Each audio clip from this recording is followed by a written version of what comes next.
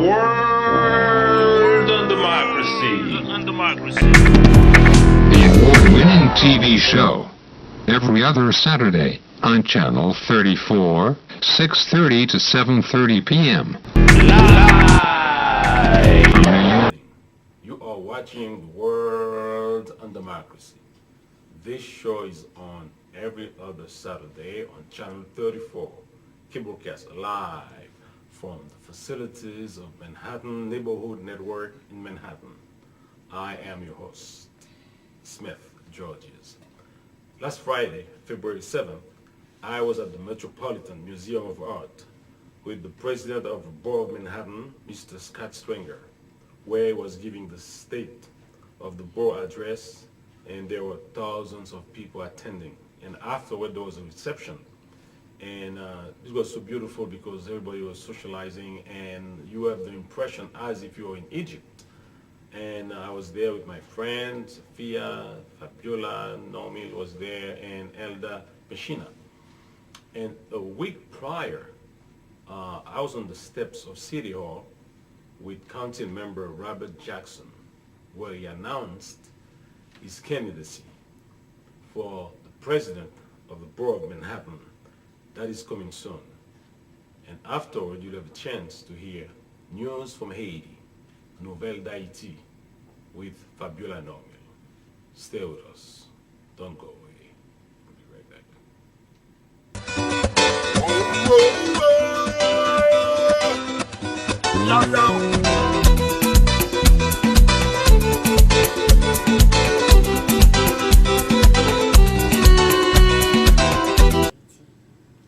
Les grands titres qui seront développés pour ce soir. Irlande Libérus convoqué à la chambre d'instruction de la Cour d'appel de Port-au-Prince. Crisis Group recommande un pacte national. Baby Doc boude la convocation à la chambre d'appel. Le Sénat lance un ultimatum à la chambre basse. Une alliée d'Aristide convoquée au parquet. 7 février 2013. Jean-Claude Duvalier convoqué en appel. Jeta Amata nommé ambassadeur de bonne volonté. Disposition de la police pour garantir la sécurité pendant le carnaval. Le diplomate Nigel Fisher remplace Mariano Fernandez. Mirland Libérus convoqué à la chambre d'instruction de la Cour d'appel de Port-au-Prince. Une alliée d'Aristide convoquée au parquet. Selon l'avocat de l'ancien président Jean-Bertrand Aristide, maître Newton Jean Saint-Just, l'ancienne sénatrice et responsable de la Fondation Aristide pour la démocratie, Mirland Libérus, est attendue le 8 février à la chambre d'instruction criminelle de la Cour d'appel de Port-au-Prince. Mirland Libérus devra répondre aux questions du juge Yves d'Abrésil, chargé du dossier de l'assassinat du journaliste et PDG de Radio Haïti Inter, Jean-Léopold Dominique, et du gardien de la station, Jean-Claude Luissan. De sources proches de la Cour d'appel, les anciens présidents Jean-Bertrand Aristide et René Garcia Préval vont comparaître après le carnaval. Les responsables du Réseau national de défense des droits humains, RNDDH, Pierre Espérance, y voit un plan qui, selon lui, n'est qu'une diversion du gouvernement pour détourner l'attention de la population des vrais problèmes du pays. Crisis Group recommande un pacte national. L'organisation non gouvernementale Crisis Group, dans un rapport publié le lundi 4 février, indique qu'Haïti a besoin plus que jamais d'un accord national pour permettre la reconstruction et le développement. Dans un rapport intitulé « Gouverner Haïti », le temps de consensus national, le groupe prévoit que sans un pacte national, le président Michel Martelly risque de signer l'échec de sa présidence et Haïti risque de perdre l'appui de la communauté internationale. Il ne faut pas permettre à Jean-Claude Duvalier d'échapper à la justice d'Haïti. Selon un communiqué de presse de l'Amnesty International en date du 6 février 2013, on ne saurait laisser l'ancien dirigeant haïtien Jean-Claude Duvalier échapper à la justice pour sa responsabilité présumée dans les crimes contre l'humanité perpétrés tandis qu'il était au pouvoir. Et il faut par ailleurs que les victimes reçoivent des réparations, a déclaré Amnesty International, alors qu'un tribunal doit examiner un recours formé dans le cadre du procès contre l'ancien président surnommé Baby Doc. 7 février 2013, Jean-Claude Duvalier est convoqué en appel. Et cette fois, il aura à se présenter en personne devant le juge, a déclaré le commissaire Luc Mandelil. Mais devra-t-il? Les victimes des Duvalier veulent que justice leur soit rendue. Mais l'inquiétude règne dans leur camp. Le mouvement COSIGID,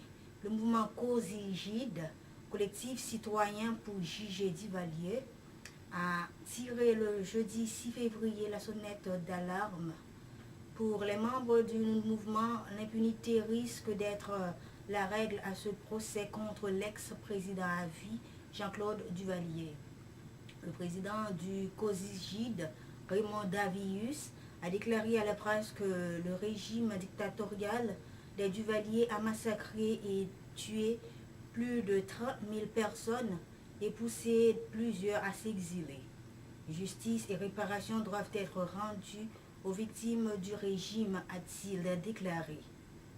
La responsable de l'organisation, une ancienne victime du régime, a affirmé qu'il a été arrêté 17 fois, emprisonné 3 fois et aussi exilé du pays. M.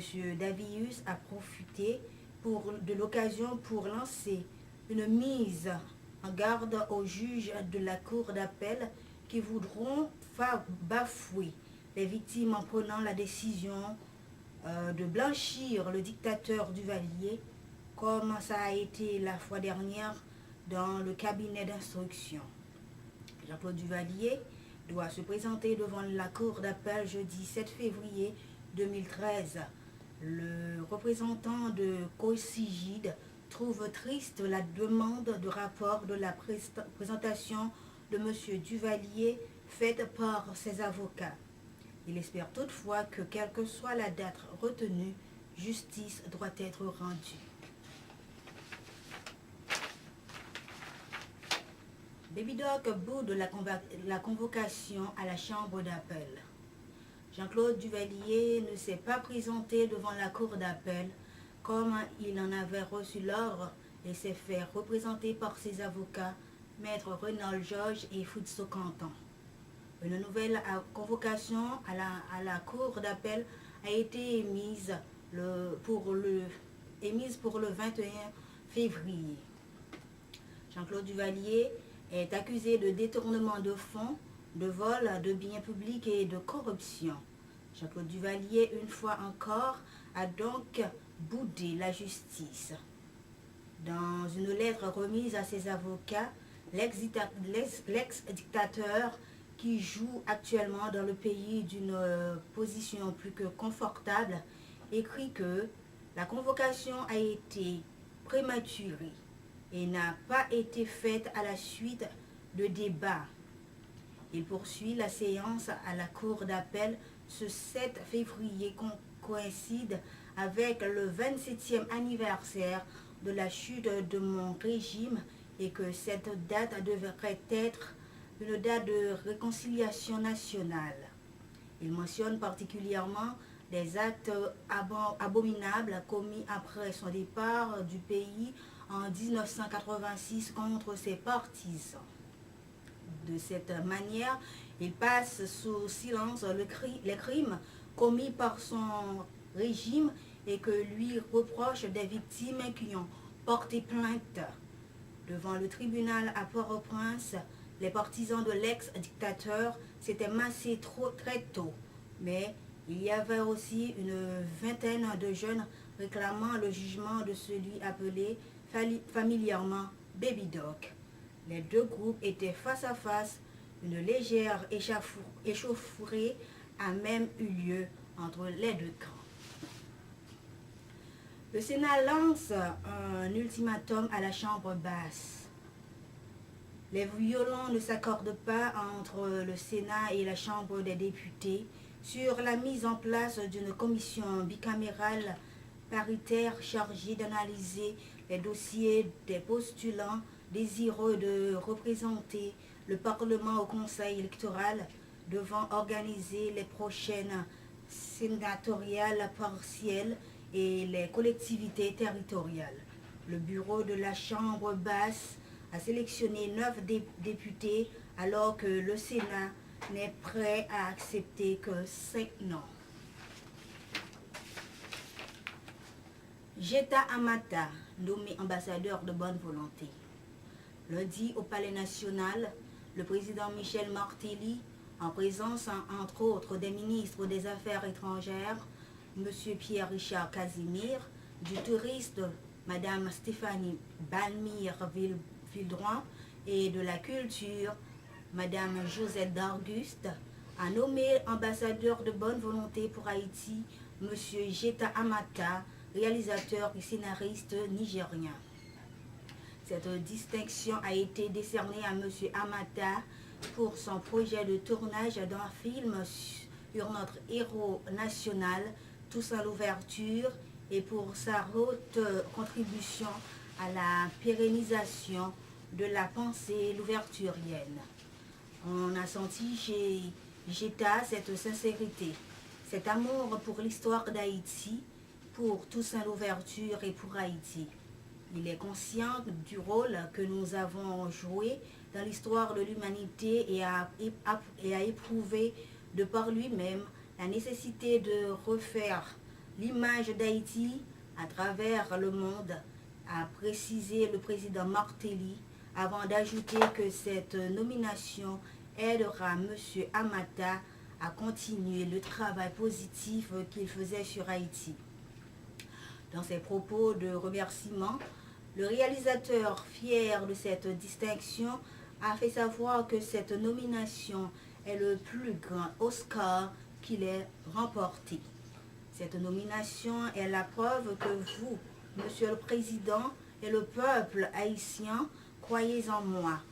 Je ne vais pas vous décevoir. Les revenus de ce film reviendront à Haïti afin de restaurer vos sites historiques, a déclaré M. Amata, la voix remplie d'émotion. Le tournage du film se fera majoritaire en Haïti, mais aussi en République dominicaine et en France, et sa sortie sur les écrans est prévue en 2014. Ce sera l'œuvre des Haïtiens. Et après cette réalisation, Haïti deviendra l'endroit idéal de tournage dans le monde.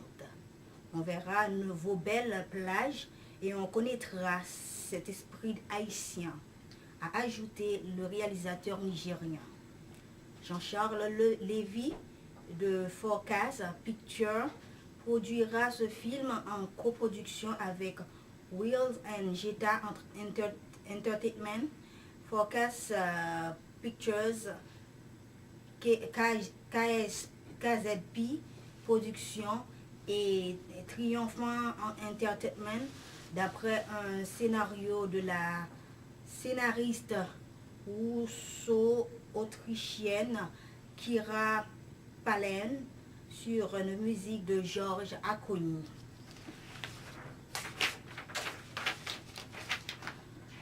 Assistance mortelle de Raoul Peck sort bientôt à Berlin. Le film dirigé par Raoul Peck est produit par Velvet Film, une coproduction de Art France, RTBF et Entre le chien et loup. Raoul Peck jette un regard critique sur l'assistance fournie à Haïti par la communauté internationale pour la reconstruction du pays après le séisme dévastateur de 2010. À travers ce film tourné pendant 2 ans, Peck démontre qu'une bonne partie de l'aide promise n'a été jamais déboursée ni servie à la reconstruction. La machine de l'aide internationale avait pris la place du président, de son gouvernement et de la société civile, lit-on dans le synopsis du film. L'œuvre de Peck nous plonge aussi dans le processus complexe de reconstruction qui s'est révélé un vaste échec. Fatal Assistance suggère enfin de stopper la pratique actuelle de l'aide internationale. Disposition de la police pour garantir la sécurité pendant le carnaval. 45 blessés à Port-au-Prince, blessés légers. Un d'entre eux blessé par balle. Jacmel, jusqu'à dimanche soir, pas grand-chose en termes de victimes. Mercredi, un point de presse pour mettre le public au courant des diverses mesures. Les responsables de la mairie de Port-au-Prince interdisent toutes les activités carnavalesques dans les rues de la capitale. Seulement les DJ pourront jouer en des points fixes. Des écrans géants vont être installés sur certaines places publiques, canapés verts, martissants, champs de Mars, pour permettre au public de se mettre au diapason en avant à l'heure du Cap haïtien. Il y aura un problème d'effectifs. Voici pourquoi la sécurité ne pourra pas être assurée et que les défilés à travers les rues seront interdits pendant les 3 jours gras. Des mesures seront prises afin de sanctionner ceux qui ne respecteront pas ces consignes. La police sera sur place. Le diplomate Nigel Fisher remplace Mariano Fernandez. Le diplomate canadien Nigel Fisher doit succéder au Chilien Mariano Fernandez à la tête de la mission des Nations Unies pour la stabilisation en Haïti, MINUSTAH. Il a été nommé le vendredi 1er février 2013 par le secrétaire général de l'ONU, Ban Ki-moon, au poste de représentant spécial par intérim pour Haïti et chef des casques bleus déployés dans le pays depuis 2004. C'était avec vous Fabiola Normi pour la présentation des nouvelles d'Haïti sur The World and Democracy. Bonsoir à tous.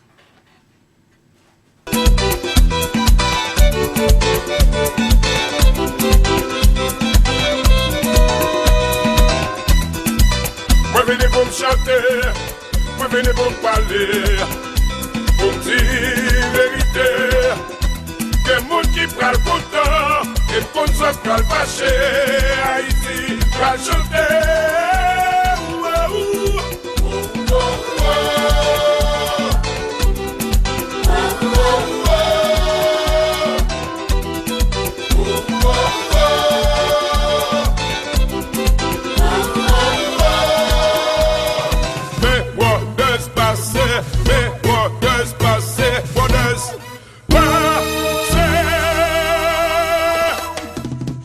Bonjour, mes messagers à venir parler, moi dire ak ou pas de carreton pour nous faire parler, monsieur, dame, les dirigeants.